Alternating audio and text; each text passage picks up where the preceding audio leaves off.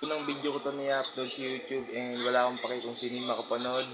Basta ido-document ko lang lahat ng ginagawa ko and ngayon nasa networking industry ako and ngayon magpapasa ako ng papel sa Jollibee para mag-apply ako and tingnan ko kung 5 years from now kung ano yung magiging resulta na itong pinagkagagawa ko to and yun lang. Ayun guys, so bali-balis na ako and papunta na ako sa Jollibee at hihintay ko lang yung tropa ko para makasama ko siya. Hindi ko din alam kung ba't ko ginagawa to pero isa lang ang sigurado.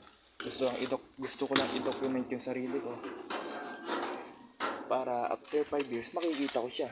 At least nasa YouTube lang siya, di ba? And magmumotor pala ako guys and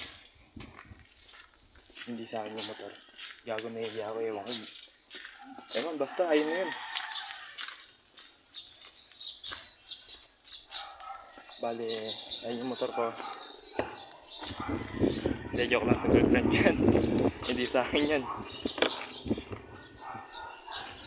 Ayos muna ako yan, daytahan ko na ako yung next time. Ayun sa susunod. Nasa kanto ko ngayon, and hinihintay ko yung tropa ko para isasabi ko dito sa motor. Itong motor nga pala na sa girlfriend ko, nihiram ko lang siya and gusto ko balang araw pag video na ito i-share natin yung motor. And as of now nga, dito ako sa kanto. Para siyempre, paulit-ulit, isabay ko si Jollibee. Dahil sabay kami nag-apply ginagawa ko ito dahil gusto ko 5 years from now babalikan ko to and pakita ko ano yung resulta at wala akong paki kung ano yung nasabi ng iba. Actually first time ko lang ito sa totoo lang, medyo nahihiya pa ako talaga, hindi ko alam kung anong ginagawa ko and hindi ko siya din sanay gawin, diba? And kahit na ganun tuloy-tuloy lang and ang bala kong gawin is araw-araw ako magbibideo hanggang sa makamit ko yung gusto ko.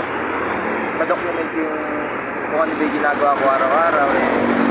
Makita ko ano yung mga mali at tama na mas pwede pang improve sa paglipas ng panahon.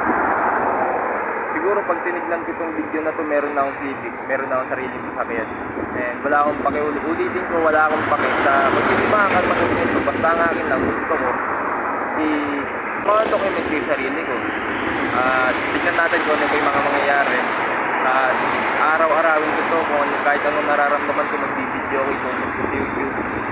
Kaya nga nang nasabi ko kanina, nasa networking industry ako kay Sir MJ Lopez and nagtitiwala ako sa galing niya, nagtitiwala ako sa husay niya sa pagtuturo dahil marami na din siya na-experience sa buhay and ako sumusunod lang naman. Gusto kong yumaman, gusto ko lahat makuha, gusto kong makatulong sa pamilya and especially gusto kong matulungan sa sarili ko dahil pagod na din ako sa nagiging problema at ang napapansin kong problema sa dami na nagiging problema namin is mainly because of lack of money. Kaya ginagawa ko sa nagsasacrifice ako. Paglalakad nga pala ng papel namin sa Jollibee, talagang napaka-hassle. Pagiging empleyado muna ako for few months. Basta hindi ako magtatagal sa pagiging empleyado dahil wala naman din yung puso ko, diba? And yun nga, nahihiya na ako. Wala naman akong pakialam, putang ina. Bahala na. Nire-record ko yung mukha niya. Ayan. Ano kaya itsura ko 5 minutes from now, no? Ito lang natin. Ito na nga pala yung kaibigan ko and kung makikita mo ay naglalakad.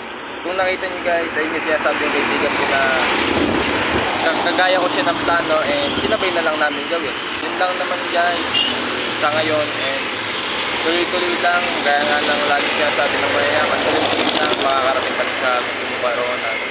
At yun lang and just go.